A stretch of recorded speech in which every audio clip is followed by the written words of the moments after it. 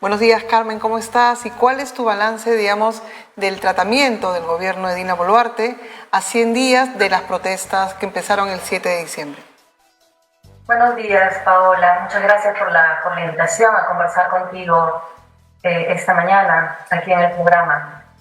Bueno, creo que quiero utilizar el informe de la Defensoría del Pueblo que ha salido publicado recientemente. Hace unos pocos días tenemos el informe especial 190 de la Defensoría del Pueblo, dando cuenta precisamente de 3 meses de gobierno de Dina Boluarte, ¿no? El informe cubre entre el 7 de diciembre, y el 6 de marzo de este año. Y ahí hay datos bien importantes, ¿no? Son cifras oficiales, creo que eso tenemos que recalcarlo. Y bueno, la Defensoría del Pueblo nos cuenta que hay más o menos 1.347, me parece, protestas en estos 3 meses. Ese es un gran número si consideramos que la propia Defensoría mide las protestas desde el año 2004, y esto es un pico de movilización social, reclamando además, digamos, alrededor de un mismo evento, ¿no? Que es el carácter democrático o no del régimen, y que concentra un número que se acerca a lo que normalmente tenemos en el año, ¿no? Entonces, esto es un pico de movilización altísimo. Yo por eso pienso que quienes están refiriendo, yo también lo hago, un estallido social en el caso del Perú, pues ahí tienen las cifras. Lo otro importante es que la Defensoría también registra las protestas violentas. Buena parte de la discusión ha sido si las protestas son pacíficas, si son violentas, porque han habido una serie de actos de violencia que incluso han causado también muertes, daños económicos, etc.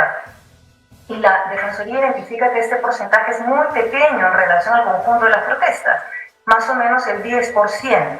Además, han ocurrido prácticamente al inicio del estallido social, con lo cual tenemos que es un proceso de convulsión social, un estallido ciudadano muy fuerte y abrumadoramente pacífico. A eso el gobierno ha respondido no dentro de los márgenes de lo que señala la Constitución, respetando la vida, la seguridad de las personas, el derecho a la libertad de expresión, al desacuerdo, que son características de cualquier democracia. Ha respondido desde el inicio más bien suspendiendo las garantías de los derechos fundamentales porque gobierna bajo regímenes de excepción.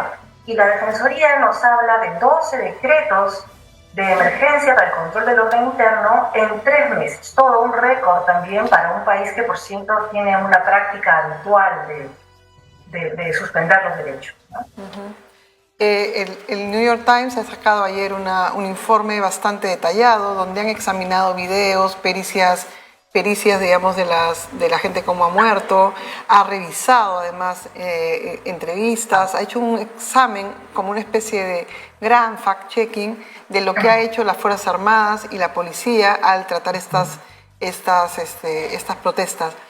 Eso, digamos, demuestra que no ha habido una respuesta democrática a la protesta, porque en lugar de haber visto esa respuesta estamos lamentando la muerte de 48 personas. ¿Qué opinas tú del informe y de cómo nos están viendo y cómo están evaluando la calle y el tratamiento cómo procesan la protesta en el gobierno de Dina Boluarte, Carmen? Bueno, la verdad no he tenido oportunidad de leer el informe y por supuesto que quiero hacerlo en detalle, pero yo vengo de estar fuera de Perú un tiempo largo también, durante el mes de febrero, en actividades académicas en distintos países y ciudades en Europa. Y con base en esos, digamos, espacios de intercambio académico y también personal que he tenido, digo que la imagen del Perú es terrible, ¿no? Este informe seguramente se sustenta en una serie de evidencias que han sido públicas en muchos casos. Seguramente hay cosas que no son tan conocidas, pero ya hemos visto importantes reportajes periodísticos en la prensa, además de los documentos visuales, de audios y los testimonios que ahora son tan fáciles, felizmente, de circular directamente desde la ciudadanía movilizada, quienes son testigos o quienes son víctimas de esta represión brutal, ¿no? El número es muy, muy grande, son más de 60 personas en realidad muertas en el contexto de los conflictos, pero 48 en situaciones de violencia que se refiere a la violencia estatal, ¿no? Por impacto de proyectiles, armas de fuego, cosas que están completamente fuera de la normatividad democrática. Eso es visto con mucha sorpresa fuera del país, con mucha preocupación, y de hecho también el gobierno de Boluarte ha recibido una serie de llamados de atención de instancias internacionales y de otros gobiernos a los que también se muestra cerrada, ¿no? Tanto el Ejecutivo como un Congreso que se niega a cumplir su función fiscalizadora en relación a los gravísimos hechos que venimos viendo y que no pueden ser calificados sino como un gobierno autoritario, ¿no? Como he señalado al inicio, a mí me parece muy preocupante que además se gobierna suspendiendo el marco constitucional. ¿No? En el Perú no existe plena garantía para los derechos fundamentales de las personas porque el gobierno los ha suspendido. Uno de lo que señala en el New York Times es que hasta la fecha ningún militar o agente policial ha sido detenido en relación con las muertes durante las protestas, lo que tiene mucha relación con lo que estás señalando, ¿no? Un gobierno que desgraciadamente ha dejado de lado las formas democráticas para procesar las protestas. Eso refleja un poco lo que, digamos, engloba un poco y diferencia este estallido con lo que ha sucedido en lo que muestras en tu libro, ¿no es cierto, Carmen? Sí, así es. Esto es muy distinto. Yo también digo que es un estallido y en eso me parece que se asemeja más bien al caso chileno, con importancias muy significativas que hay que anotar también. Y si hay tiempo lo podemos hacer, pero digamos, no se parece a lo que en el Perú han sido las protestas durante todo el siglo XXI, donde en general podemos decir que se apostaba por sostener el marco institucional de la democracia neoliberal que nosotros tenemos en el Perú, ¿no? En este momento las demandas de la gente son más bien de cambios fundamentales, de cambios en la base del sistema político. Se está reclamando, exigiendo que la presidenta renuncie y que eso facilite entonces la caída también del Congreso y que se convoque a una asamblea constituyente o por lo menos a un referéndum, ¿no? Esas son las demandas principales. En 3 meses podemos ver que han ido empezando a consolidarse, se está formando un núcleo de sentido importante allí, que yo además quiero caracterizar como una demanda en sí misma democrática. Hay que decir que la calle no es esencialmente democrática. En la calle también vemos marchando gente para recortarle derechos a otras personas, por ejemplo, ¿no?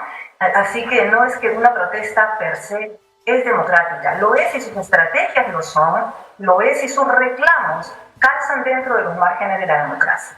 Y yo quiero plantear que antes de la caída del gobierno de Castillo, antes de ese discurso nefasto de autogolpe que hasta ahora no tiene una explicación clara, había casi un consenso en la sociedad nacional sobre que debían irse todos. Incluso había una campaña pública sostenida por organizaciones de la sociedad civil y por líderes importantes de la opinión pública que tenía apoyo mayoritario y que exigía que se vayan todos. Y en ese momento, entonces, la sociedad estaba de acuerdo en que se había llegado a un límite que ni el Ejecutivo ni el Gobierno garantizaban la estabilidad, la gobernabilidad y que por tanto había que avanzar hacia un cambio. Ojo que eso no lo manda la Constitución del 93. Aún así esa campaña tenía un fuerte impulso popular. Entonces, lo que ha pasado en la práctica es que una parte de esa demanda se ha cumplido, ¿no? Cayó Pedro Castillo y ahora tenemos a Dina Boluarte en el gobierno, pero el Congreso sigue en su sitio y no se abre un espacio de discusión, de deliberación, como sí había antes, respecto de esa campaña y de esa demanda que se vayan todos. Lo otro que yo señalo es que fue una promesa de la dupla ganadora de las elecciones en el 2021, elecciones que fueron limpias, transparentes y de acuerdo a la ley, un referéndum para una asamblea constituyente. Y eso es algo que Dina Boluarte canceló desde que inició el gobierno. Entonces, en la práctica, ella rechaza continuar las líneas fundamentales del gobierno que ganó las elecciones, cancelando una serie de temas, el más notable el referéndum, que fuera una promesa de campaña con la que ganó estabilidad, ¿no? A la que además el Congreso también se opone, alterando la propia Constitución. Carmen Ilizarbe, antropóloga y autora del libro sobre uno de los libros más importantes sobre las protestas en el Perú, estuvo en Las Mañanas en Nativa. Muchísimas gracias por la entrevista y hasta la próxima, Carmen.